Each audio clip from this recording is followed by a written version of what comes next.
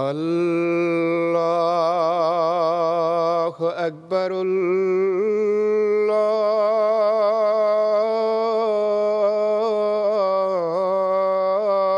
الله أكبر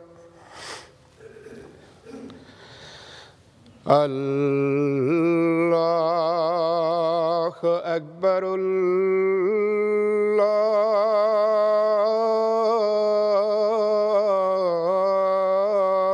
الله أكبر أشهد أن لا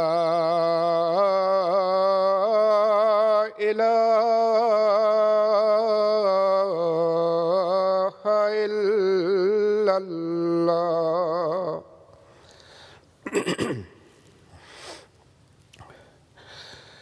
أشهد أن لا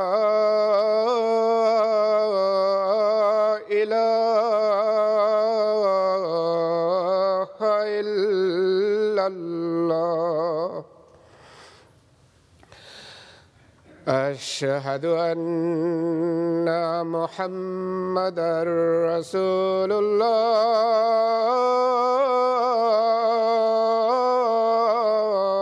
الله أشهد أن محمدًا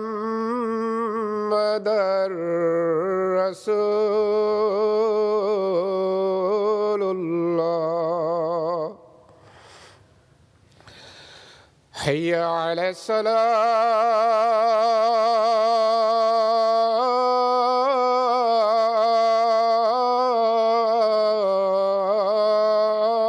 الصلاة حي على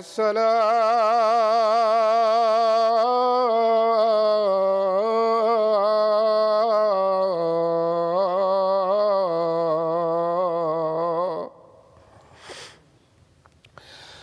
حي على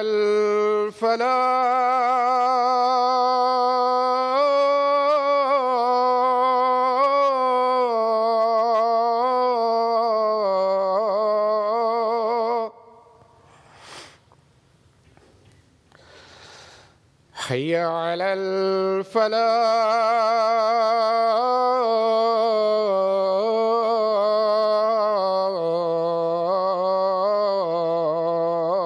الفلاح الله أكبر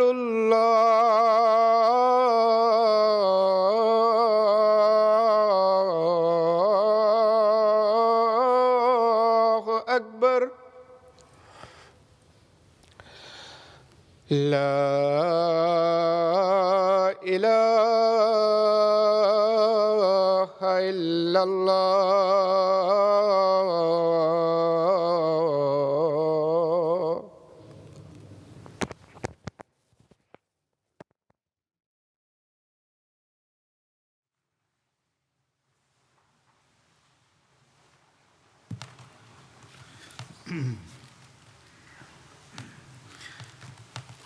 السلام عليكم ورحمة الله.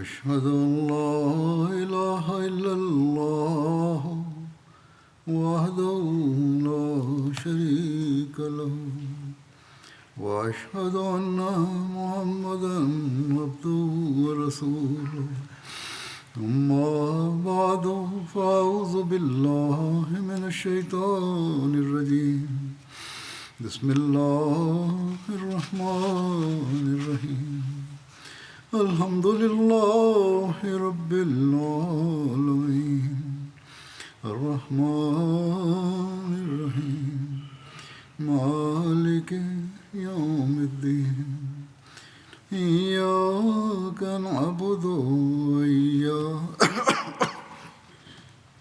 إياك نعبد وإياك نستعين اهدنا الصراط المستقيم صراط الذين أنعمت عليهم غير المغضوب عليهم ولا الضالين.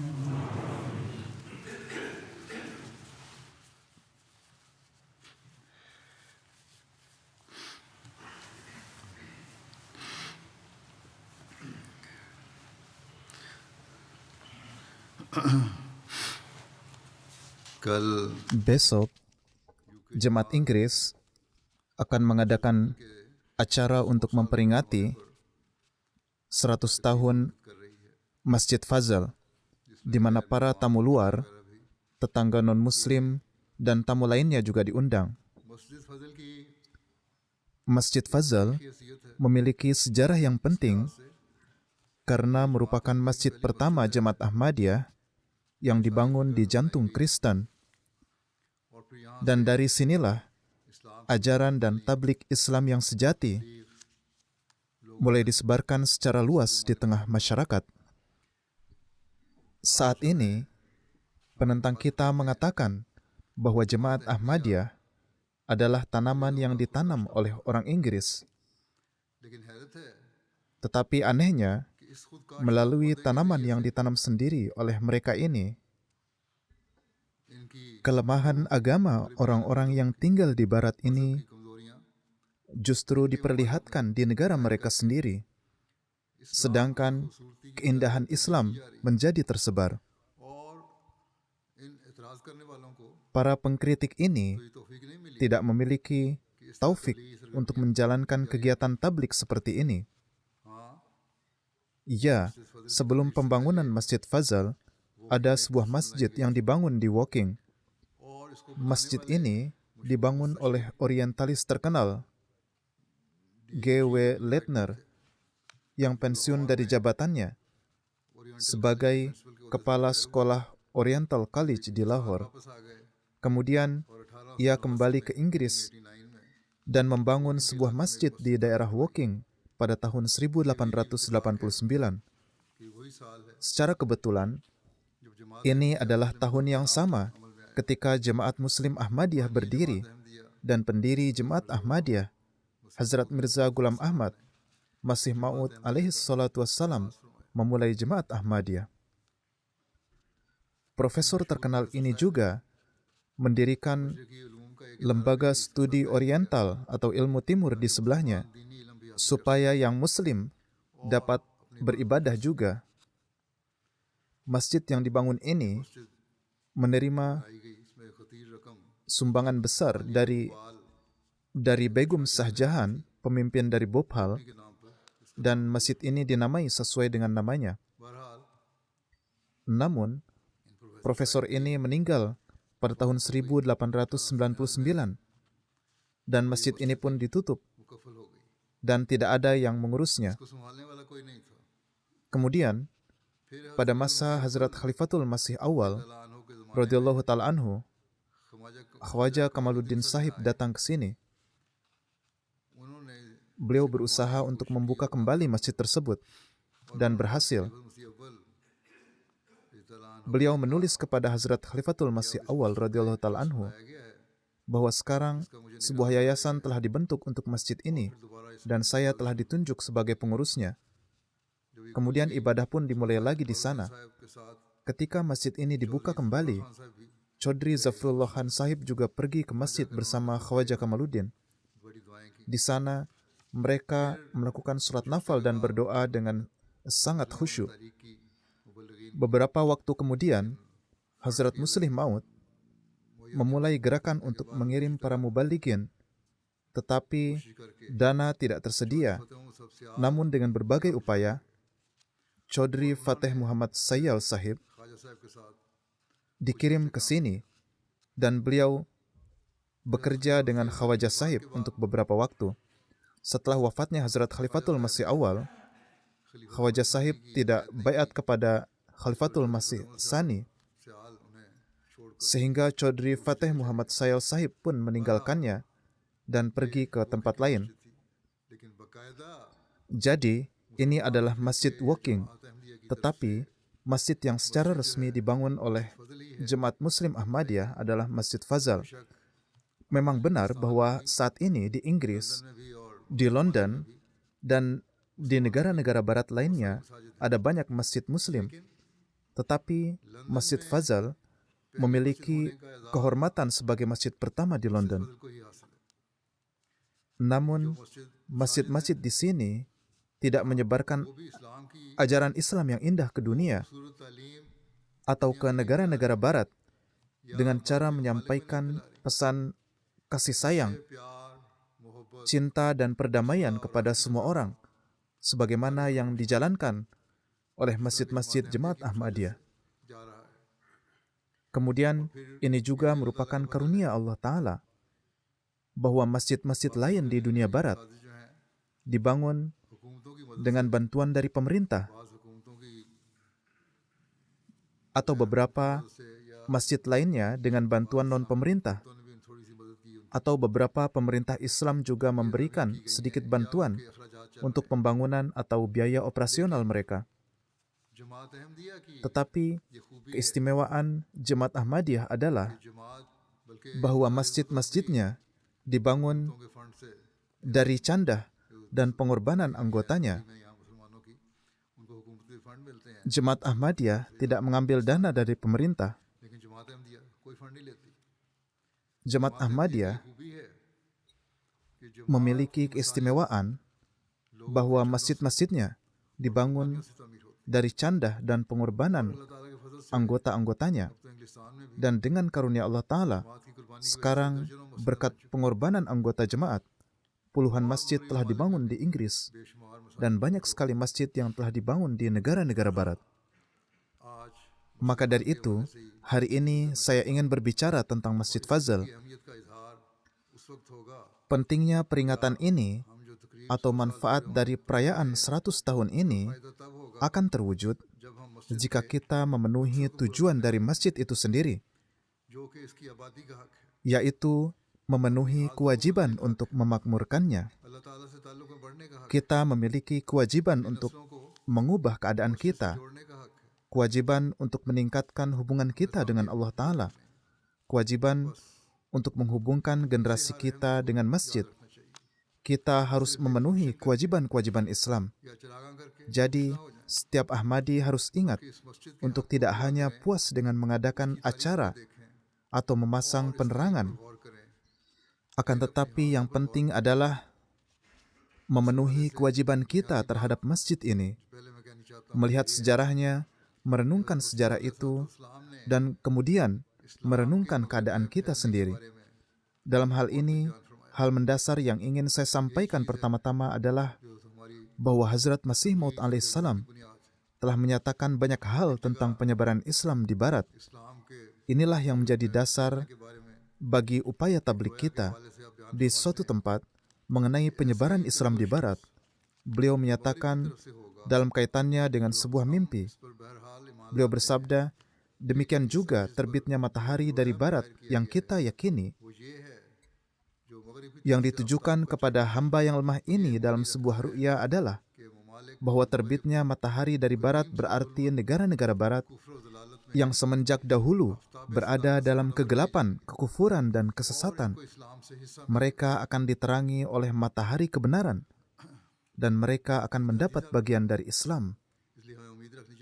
Beliau menyatakan hal ini dengan penuh keyakinan. Oleh karena itu, kita harus berharap bahwa insya Allah Islam akan menyebar di negara-negara ini juga. Kemudian ada nubuatan lain dari Hazrat Masih Maud alaihissalam. Beliau bersabda, aku melihat bahwa aku berdiri di atas mimbar di kota London dan menjelaskan tentang kebenaran Islam dalam bahasa Inggris dengan dalil yang sangat kuat. Setelah itu, aku menangkap banyak burung yang bertengger di pohon-pohon yang kecil. Warna mereka putih dan tubuh mereka mungkin seperti burung puyuh. Jadi aku menafsirkan ini, bahwa meskipun bukan aku, maka tulisan-tulisanku akan menyebar di tengah-tengah orang ini, dan akan banyak orang Inggris yang saleh yang akan menjadi sasaran dari kebenaran ini. Sebenarnya, sampai hari ini, negara-negara Barat memiliki sedikit hubungan dengan kebenaran agama, seolah-olah Allah Ta'ala telah memberikan akal agama kepada seluruh Asia, sementara akal duniawi kepada seluruh Eropa dan Amerika. Beliau alaihissalam bersabda, rangkaian para nabi dari awal hingga akhir juga tetap di bagian Asia, dan kesempurnaan kewalian juga diberikan kepada mereka. Sekarang Allah Ta'ala ingin mengarahkan pandangan rahmatnya kepada orang-orang ini. Maksudnya Allah Ta'ala ingin mengarahkan pandangan rahmatnya kepada orang-orang di negara Barat. Jadi, inilah sabda, keinginan, doa, dan kabar gembira dari Hazrat Masih Maud alaihissalam. Dan inilah pekerjaan yang Jemaat Ahmadiyah terus lakukan hingga hari ini, yaitu menyampaikan pesan Islam yang sejati di Inggris dan juga di berbagai negara di dunia, baik di Amerika dan negara-negara Barat lainnya. Dan awal mula Masjid Fazal juga untuk memenuhi tujuan ini. Seperti yang saya sampaikan sebelumnya, Khawaja Kamaluddin Sahib datang ke Masjid Woking terlebih dahulu. Tetapi setelah wafatnya Hazrat Khalifatul Masih Awal radhiyallahu ta'ala anhu, beliau tidak baiat kepada khalifah yang kedua. Dan karena alasan inilah, Chaudhry Fateh Muhammad Sayal yang saat itu bersamanya juga merasa sulit untuk bekerja bersama dengannya. Beliau memisahkan diri dan kemudian pindah ke tempat lain untuk memulai pekerjaan tablik Jemaat Ahmadiyah. Dan dengan karunia Allah Ta'ala, beliau juga mencapai keberhasilan. Singkatnya, kita bisa menyampaikan bahwa Chaudhry Fateh Muhammad Sayal Sahib adalah mubalik Jemaat Ahmadiyah pertama yang datang ke sini sebagai mubalik resmi jemaat. Dan buah pertama juga diperoleh oleh beliau, yaitu seorang bernama Tuan Koryo, seorang jurnalis. Beliau menjadi Muslim dan setelah itu puluhan orang menjadi Muslim Ahmadi. Tablik Chaudhry Sahib sebagian besar dilakukan melalui ceramah. Beliau menyampaikan pesan-pesan Islam dengan cara pergi ke berbagai tempat dan memberikan pidato di berbagai perkumpulan. Kemudian dari sini, dari Kadian, Hazrat Khalifatul Masih kedua memanggil beliau kembali, yaitu Chaudhry Fateh Muhammad Sayal, dan mengirim Qazi Abdullah Sahib sebagai mubalik. Beliau bekerja di sini untuk beberapa waktu dan juga merupakan sahabat. Saat itu adalah keadaan di mana perang telah dimulai. Oleh karena itu, tugas beliau menjadi sangat sulit. Perang dunia pertama telah dimulai. Pekerjaan tablik sangat sulit. Akan tetapi, mereka terus menjalankan kegiatan tablik ini. Pada masa Qazi Sahib, sebuah rumah di Star Street disewa dengan tujuan untuk membuat misi memiliki tempat yang permanen. Kemudian dalam sejarah juga tertera bahwa sementara Qazi Sahib masih di sini, Hazrat Khalifatul Masih Sani radhiyallahu ta'ala anhu mengirim Hazrat Mufti Muhammad Sadiq Sahib sebagai mubalik. Beliau tinggal di sini dari tahun 1917 hingga Januari 1920. Pada tahun 1919, Chaudhry Fateh Muhammad Sayal dan Maulvi Abdur Rahim Nayyar kembali dikirim ke sini, dan keduanya bekerja tanpa pamrih dan menyebarkan Ahmadiyah. Pada tahun 1920, Chaudhry Fateh Muhammad Sayal diberitahu oleh Hazrat Khalifatul Masih Sani untuk membeli beberapa tanah di Inggris, di mana sebuah masjid bisa dibangun dan sebuah rumah misi yang tepat bisa didirikan untuk memulai pekerjaan di sana. Upaya kemudian dilakukan untuk hal ini, dan dengan dana lebih dari 2.200 pound, tempat ini dibeli, yaitu di daerah Patni. Ketika Hazrat Khalifatul Masih Sani menerima berita ini, beliau saat itu berada di Dalhousie. Beliau mengadakan acara yang besar di sana, dan kemudian menentukan nama masjid tersebut sebagai Masjid Fazal. Setelah itu, dicanangkanlah pengumpulan dana, agar dana dapat dikumpulkan untuk pembangunan masjid. Sebidang tangan ini dibeli oleh Hazrat Chaudhry Fateh Muhammad Sayyal dari seorang Yahudi. Seperti yang kita ketahui, sejarah memberitahu kita bagaimana masjid ini berkembang lebih lanjut dan bagaimana pembangunannya berlangsung. Pada tahun 1924, selama acara pameran Wembley, beberapa tokoh terkemuka memiliki gagasan untuk mengadakan pameran berbagai agama di dunia bersamaan dengan acara pameran global ini. Mereka ingin mengumpulkan informasi tentang agama-agama lain selain Kristen, yaitu agama yang sudah dikenal baik oleh orang-orang Barat, dan mengundang perwakilan mereka ke London untuk memberikan ceramah. Untuk ini mereka juga mengundang Maulvi Abdul Rahim Nayyar, yang saat itu adalah Mubalik Jemaat Ahmadiyah di sini, untuk memberikan ceramah. Mubalik Nayyar Sahib memberitakan ke Qadian tentang hal ini. Menanggapi ini, Hazrat Khalifatul Masih Sani menerima undangan tersebut dan bersabda bahwa jemaat akan mengirim seorang perwakilan dari sini untuk menjelaskan keindahan Islam. Pada saat yang sama, Hazrat Khalifatul Masih Sani sendiri mulai menulis sebuah makalah yang menjelaskan keindahan Islam dan ajarannya yang sejati.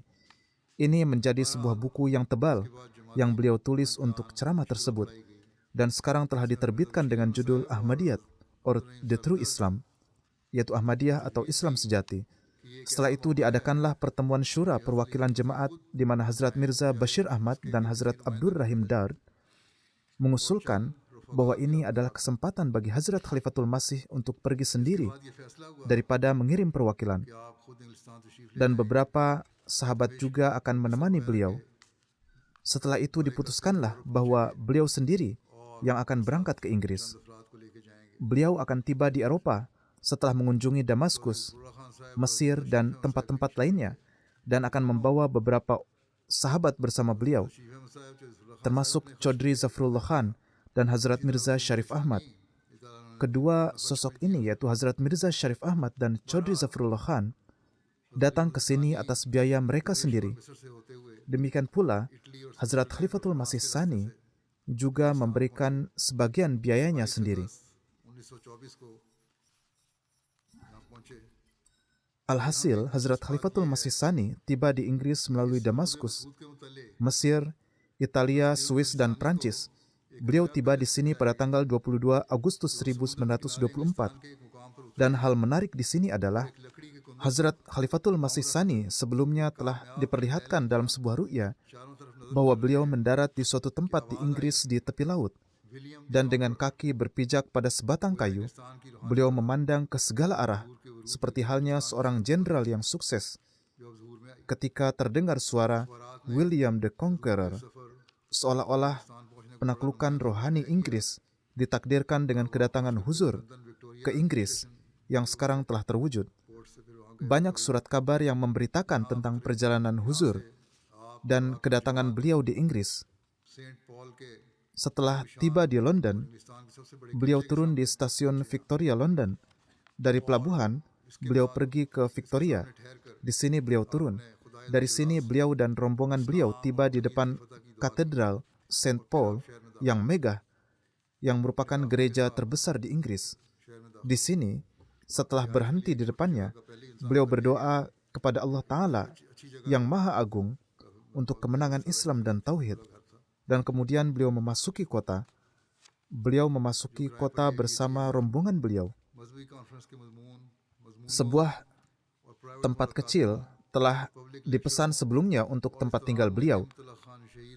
Karena makalah untuk konferensi agama, adanya pertemuan-pertemuan dengan berbagai kalangan, ceramah umum, maka selama periode ini, berita tentang syahidnya Nikmatullah Khan Sahib di Kabul pun sampai, dan Jemaat Ahmadiyah mendapatkan banyak pemberitaan dan banyak dibacakan di surat kabar. Setelah acara-acara ini, tiba saatnya untuk peletakan batu pertama pondasi masjid. Dan pekerjaan ini juga dengan karunia Allah Ta'ala dilakukan dengan cara yang sangat luar biasa dan berkesan. Berkenaan dengan masjid ini, dalam sejarah tertera bahwa meskipun kegiatan tablik terus berlanjut di Inggris, Hazrat Khalifatul Masih Tsani radhiyallahu ta'ala anhu memiliki gagasan untuk membangun sebuah masjid karena seringnya berpindah rumah dan ini merugikan kegiatan tablik. Harus ada pusat yang tetap bagi jemaat. Oleh karena itu, beliau berpikir bahwa harus ada pusat yang tetap. Tetapi pekerjaan ini tampaknya sulit dan tidak ada langkah yang bisa diambil sampai tahun 1919. Penyediaan dana dan menemukan tanah yang cukup di London di lingkungan yang baik dan yang tidak memiliki syarat atau batasan hukum apapun, ini adalah suatu hambatan yang besar dalam membeli tanah di London dan membangun bangunan sesuai dengan keinginan di atasnya. Syarat-syarat ini juga harus dipenuhi. Kemudian yang terpenting adalah menarik perhatian orang-orang ke arah pembangunan dan pengawasannya. Semua ini adalah hal-hal yang menjadi penghalang. Namun Allah Ta'ala mengatur semuanya dengan cara yang terbaik. Pertama-tama adalah tentang penyediaan dana.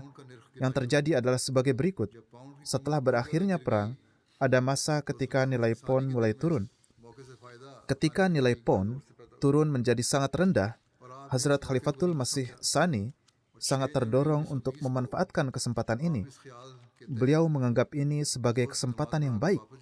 Dan pada tanggal 6 Januari tahun 1920, setelah memimpin sholat zuhur, ketika beliau hendak kembali, ada beberapa jemaah yang terlambat dan masih melakukan sholat dan mereka menghalangi jalan. Maka beliau berhenti di sana, duduk dan memerintahkan kepada Nazir Baitul Mal untuk meminjam 14 atau 15 ribu rupiah dan mengirimkannya ke Inggris. Karena dengan nilai tukar yang sedang turun, maka akan mendapatkan banyak pon. Ketika beliau kembali ke rumah setelah itu dan memberikan bentuk akhir bagi gerakan ini, Nazir Baitul Mal juga menulis. Kemudian beliau mengubah tulisan itu, yaitu alih-alih 14 atau 15 ribu, beliau menulis 30 ribu. Dan alih-alih mengambilnya sebagai pinjaman, beliau menulis kata candah. Huzur bersabda bahwa seolah-olah hal ini terjadi dengan sendirinya. Beliau menulis gerakan ini dan memberikannya kepada Nazir Baitul Mal pada waktu asar sholat itu dan memerintahkannya untuk mengumpulkan orang-orang setelah maghrib untuk tujuan ini. Di Masjid Mubarak, ruangannya sangat terbatas dan waktunya juga singkat untuk pengumuman. Tetapi pada gerakan pertama huzur ini, sumbangan yang datang mencapai 6.000. Hari berikutnya, beliau memulai gerakan di kalangan kaum ibu. Kemudian pada hari itu, pada waktu asar, beliau kembali ke tengah para Ahmadi di Masjid Aqsa. Dan akhirnya pada hari Jumat, tanggal 9 Januari tahun 1920, beliau mengumumkannya secara umum dalam khutbah beliau. Pada tanggal 10 sampai 12 Januari, sumbangan dari Qadian saja mencapai 12.000. Dan jemaat yang miskin ini, yaitu orang-orang Qadian, mereka mengumpulkan candah dengan pengorbanan yang besar. Huzur bersabda, terkumpulnya candah sebanyak ini dari jemaat yang miskin ini tidaklah mungkin terjadi tanpa adanya pertolongan yang khusus dari Allah. Dan saya percaya bahwa saat ini karunia khusus Allah Ta'ala menyertai candah ini. Beliau bersabda, semangat para Ahmadi patut disaksikan, dan hanya mereka yang telah melihatnya dengan mata kepala sendiri yang bisa menilainya dengan tepat. Seorang anak laki-laki, putra seorang pria miskin dan pekerja keras, mengatakan bahwa ia telah mengumpulkan 13,5 rupiah. Pada masa itu, 13,5 rupiah memiliki nilai yang besar, dan sesuai dengan kurs yang menurun saat itu akan setara dengan setidaknya 1 atau 1,5 pon. Bagaimanapun, ia mengatakan bahwa ia telah mengumpulkan 13,5 rupiah dan menyerahkannya sebagai canda.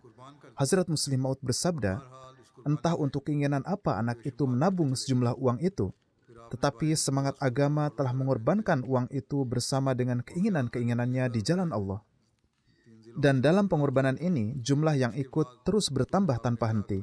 Kemudian beliau memulai gerakan ini keluar, yaitu ke Gurdaspur, Lahore, dan lain sebagainya. Dan diperkirakan bahwa 30.000 rupiah akan terkumpul dari 3 distrik ini.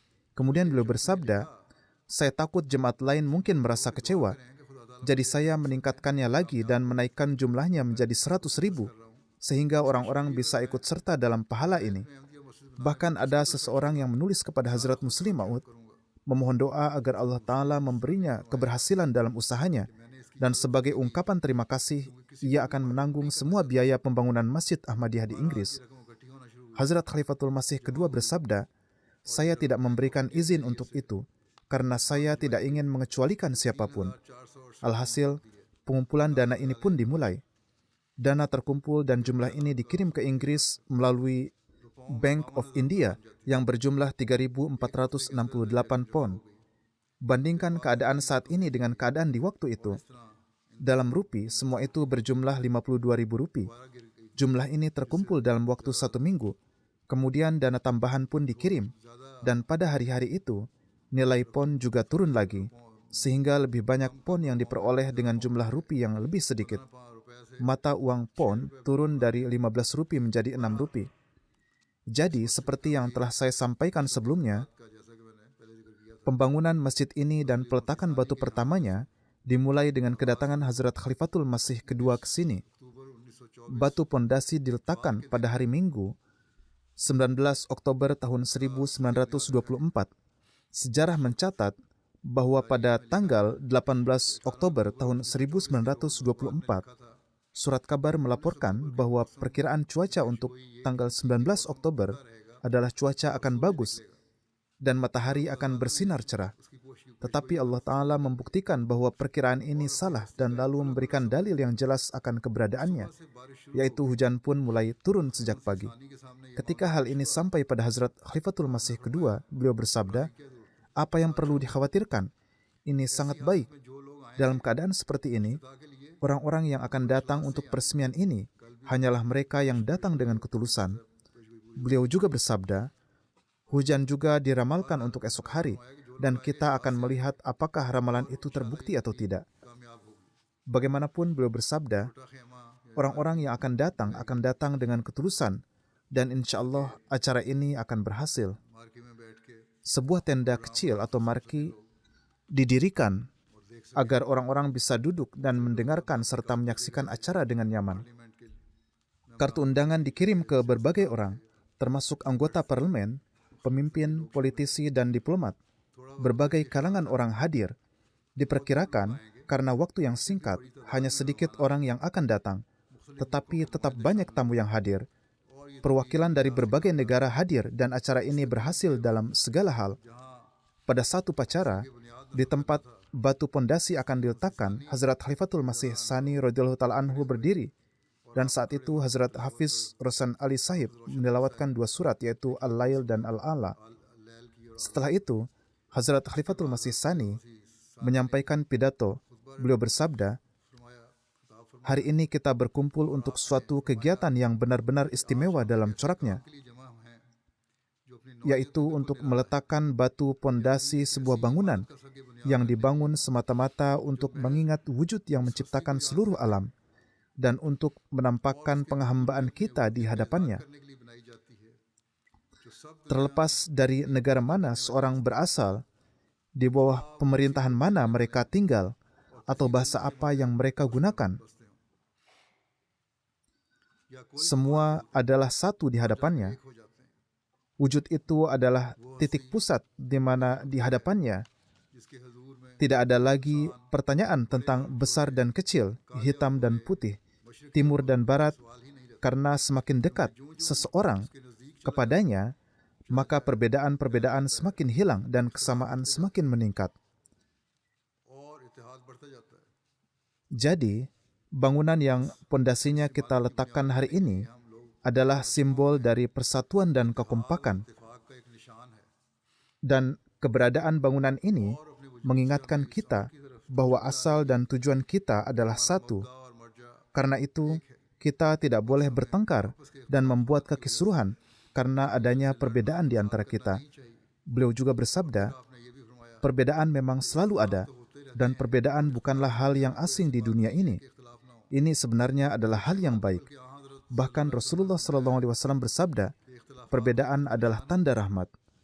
Perbedaan tidak membawa kerugian, tetapi yang buruk adalah ketidakmampuan untuk bertoleransi, yaitu ketika ada perbedaan dan kemudian tidak bisa bertoleransi, yakni keinginan berlebih akan suatu kesepakatan.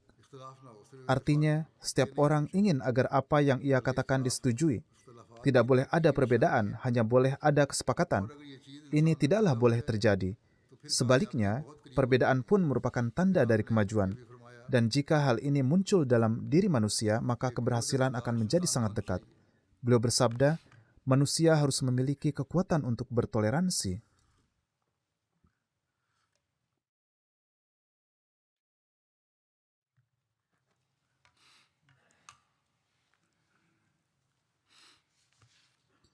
Orang-orang mengatakan bahwa perbedaan adalah hal yang buruk.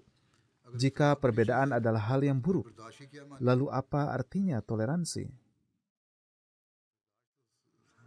Toleransi hanya akan ada ketika ada perbedaan. Toleransi hanya terjadi ketika terjadi perbedaan dengan sesuatu. Maka saat itulah manusia harus bertoleransi dan tidak berusaha untuk merugikan orang lain dengan cara yang salah. Jadi hal ini harus selalu diingat. Beliau bersabda, jadi apa yang dibutuhkan dunia adalah toleransi, yaitu orang-orang yang memiliki perbedaan keyakinan dan prinsip, tetap hidup bersama dengan kecintaan. Tentu saja, setiap orang berhak mengajak orang lain kepada apa yang dia anggap baik untuknya, karena tanpa menyampaikan, ilmu pengetahuan tidak bisa berkembang. Tetapi apa yang tidak berhak dilakukan seseorang adalah berusaha mengubah lidah dan perbuatan orang lain sebelum hatinya berubah, atau berusaha menyakiti orang lain karena perbedaan dalam beberapa hal. Ini adalah hal yang keliru. Memaksakan perubahan lidah dan perbuatan orang lain adalah salah. Yang harus berubah adalah hati. Jika ada paksaan, itu adalah keliru. Beliau juga bersabda, masjid dibangun untuk menanamkan jiwa semacam ini, dan Islam menyebut masjid sebagai Baitullah, yaitu rumah di mana manusia tidak berhak mengusir atau menyakiti siapapun karena perbedaan. Karena ini bukan rumahnya, tapi adalah rumah Allah. Tapi para mullah atau ulama penentang di Pakistan saat ini berpikir bahwa ini terserah mereka. Mereka bisa mengatakan apa saja, dan mereka bahkan mempersulit para Ahmadi untuk pergi ke masjid. Beliau bersabda, ini bukan rumah manusia manapun. Ini adalah rumah Allah, yang juga adalah Tuhan musuhnya sebagaimana dia adalah Tuhannya. Dalam Al-Quran Allah Ta'ala berfirman, وَمَنْ أَظْلَمُ مِمَّنْ مَنَعَ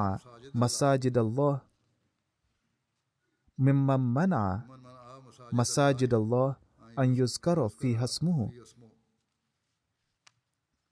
Dan siapakah yang lebih zalim daripada orang-orang yang menghalang-halangi menyebut nama Allah dalam masjid-masjidnya?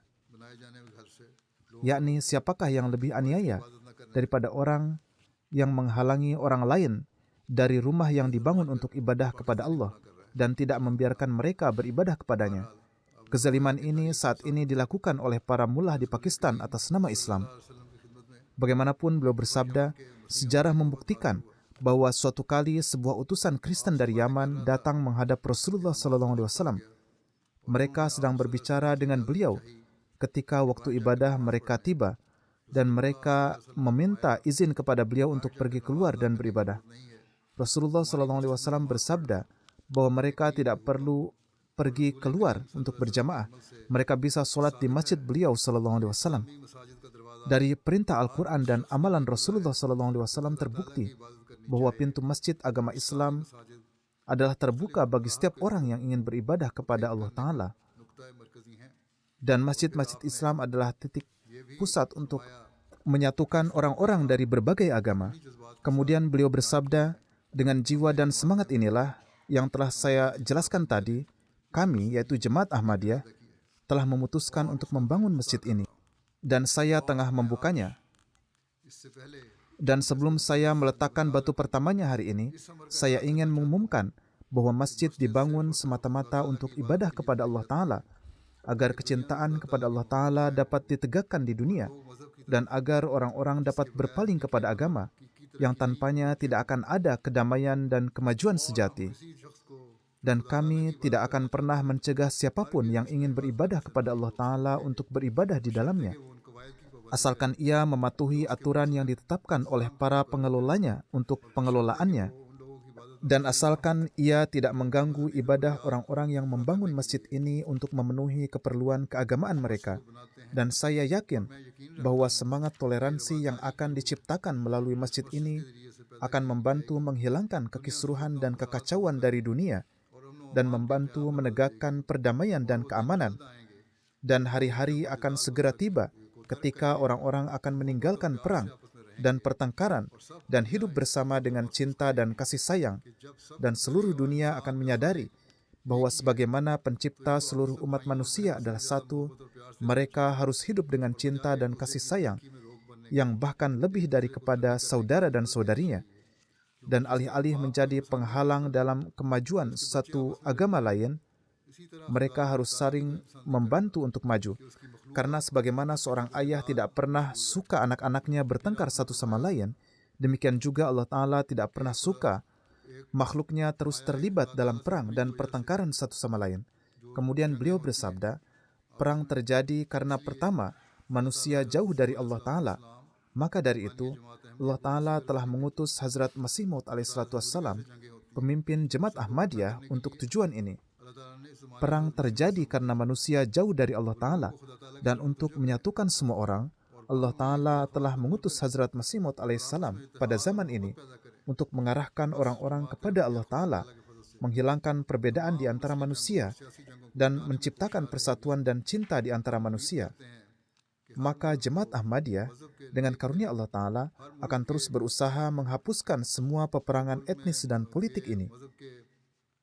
Kita berusaha bahwa setiap orang yang berfitrat suci dari berbagai agama di setiap negara akan turut membantu dalam upaya-upaya ini untuk menegakkan perdamaian. Dan tanda-tandanya juga, beliau bersabda, tengah terlihat seperti saat ini, yakni pada saat itu berbagai macam orang hadir.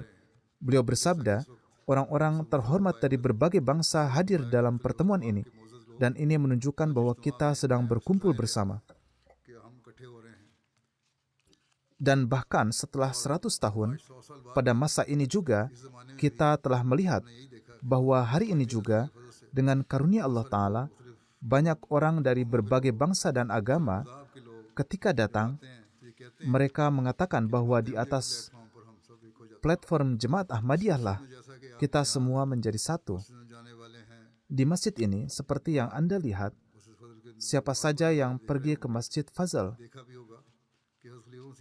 atau yang sholat di Masjid Fazal, mereka akan melihat dan mungkin juga telah melihat bahwa Hazrat Khalifatul Masih Tsani telah memasang sebuah plakat yang bertuliskan, saya, Mirza Bashiruddin Mahmud Ahmad, Khalifatul Masih Tsani, Imam Jemaat Ahmadiyah yang berpusat di Kadian, Punjab, India, demi meraih keridhaan Allah, dan dengan tujuan agar mengingat Allah menjadi ditinggikan di Inggris Raya, dan agar orang-orang Inggris juga dapat mendapatkan bagian dari keberkatan yang telah kami terima, maka pada hari ini, tanggal 20 Rabiul Awal tahun 1343 Hijriah, saya meletakkan pondasi masjid ini dan berdoa kepada Allah agar Allah Ta'ala menerima usaha tulus dari segenap pria dan wanita di Jemaat Ahmadiyah ini dan menciptakan sarana untuk kemakmuran masjid ini, dan untuk selamanya menjadikan masjid ini sebagai pusat penyebaran pemikiran-pemikiran kebaikan, ketakwaan, keadilan, dan kasih sayang. Dan semoga tempat ini menjadi matahari kerohanian untuk menyebarkan sinar-sinar cahaya Hazrat Muhammad Mustafa, Khatamun Nabiyyin, Sallallahu Alaihi Wasallam, dan Hazrat Ahmad Masih Maud, Nabiullah secara buruzi atau bayangan, dan Wakil Muhammad alaihi salatu wassalam, ke penjuru negeri ini dan juga negeri-negeri lainnya. Ya Allah, kabulkanlah permohonan ini. 19 Oktober tahun 1924. Dengan karunia Allah Ta'ala, pondasi Masjid Fazal ini diletakkan dengan doa-doa ini, dan berbagai surat kabar menyebarkan berita ini secara luas, menerbitkan berbagai kutipan dari pidato Hazrat Muslim Maud di surat kabar mereka, dan sangat memuji pekerjaan jemaat. Siapapun yang ingin membacanya dapat membacanya dari sumber aslinya. Pada akhirnya, masjid ini selesai dibangun dan diresmikan 2 tahun kemudian pada tahun 1926. Raja Faisal yang saat itu masih pangeran seharusnya meresmikannya. Ayahnya telah mengatakan bahwa ia akan pergi dan ia telah mendapatkan izin untuk datang. Tetapi kemudian karena adanya tekanan dan perlawanan dari beberapa orang Islam, Raja lalu menahannya. Kemudian Syekh Abdul Qadir yang hadir untuk meresmikannya, dan beliau menyampaikan dengan kata-kata yang sangat jelas, "Saya bukan seorang Ahmadi, tetapi meskipun demikian kita ingin mengkhidmati Islam. Karena itu kita harus saling membantu di atas perbedaan-perbedaan ini." Alhasil ini adalah keberanian dan kelapangan hati yang beliau tampakkan. Semoga Allah Ta'ala juga memberi beliau ganjaran untuk hal ini. Jadi ini adalah sejarah singkat Masjid Fazal, dan inilah alasan pembangunan masjid ini, yaitu untuk menyebarkan Islam di Barat. Jadi hari ini, seperti yang saya sampaikan, kita tengah mengadakan perayaan untuk memperingati 100 tahun. Perayaan ini bukanlah untuk tujuan duniawi, tetapi seperti yang telah dijelaskan oleh Hazrat Muslih Maud, dan sesuai dengan sabda dan petunjuk Hazrat Masih Maud alaihissalam, masjid ini adalah tempat di mana orang-orang berkumpul untuk beribadah kepada Allah Ta'ala, beribadah kepada Tuhan Yang Esa, saling memenuhi hak satu sama lain, dan juga harus memperbaiki diri secara rohani dan meningkatkan akhlak. Di zaman ini, ketika orang-orang melupakan Tuhan, pentingnya masjid menjadi sangat meningkat. Menurut firman Allah Ta'ala, tujuan penciptaan manusia adalah untuk beribadah, dan dari inilah manusia semakin menjauh. Jadi hari ini kita harus berusaha untuk memenuhi hak ibadah dan juga mengarahkan perhatian orang-orang di sekitar kita, anak keturunan kita, dan menekankan mereka bahwa kehidupan sejati dan kelangsungan hidup kita terletak pada beribadah kepada Allah Ta'ala, memenuhi haknya, memenuhi hak makhluknya, dan mengikuti perintah-perintahnya. Hanya dengan cara inilah kita dapat membawa dunia dengan keberhasilan dalam kedamaian dan kerukunan, dan kita dapat menjalani hidup di dalamnya. Jika tidak ada yang tersisa selain kekacauan dan perselisihan seperti yang kita lihat saat ini. Jadi setiap Ahmadi harus mengingat tujuan ini. Rasulullah SAW bersabda, "Sukailah untuk orang lain apa yang kamu sukai untuk dirimu sendiri." Berdasarkan ajaran ini, maka menjadi kewajiban setiap Ahmadi untuk menyampaikan, memperkenalkan, dan menyebarkan pesan Islam ini yang merupakan pesan cinta, kasih sayang, hidup dalam kedamaian, dan penyelesaian perbedaan ini kepada seluruh dunia. Karena inilah yang menjamin kelangsungan hidup manusia, tidak ada yang lain.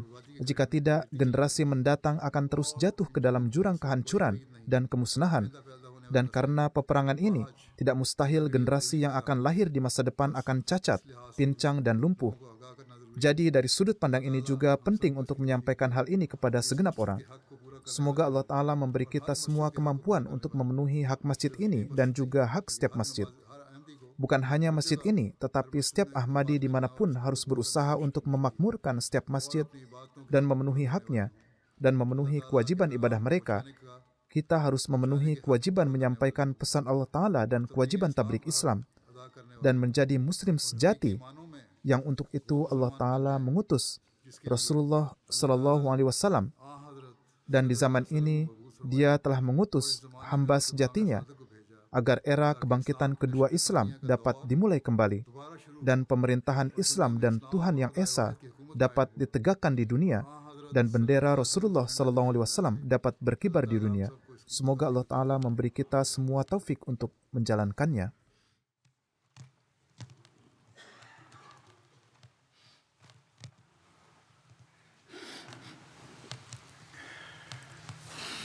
Alhamdulillah, alhamdulillah, nahmaduhu wa nasta'inuhu wa nastaghfiruh ونؤمن به ونتوكل عليه ونعوذ بالله من شرور أنفسنا ومن سيئات أعمالنا من يهده الله فلا مضل له ومن يضلل فلا هادي له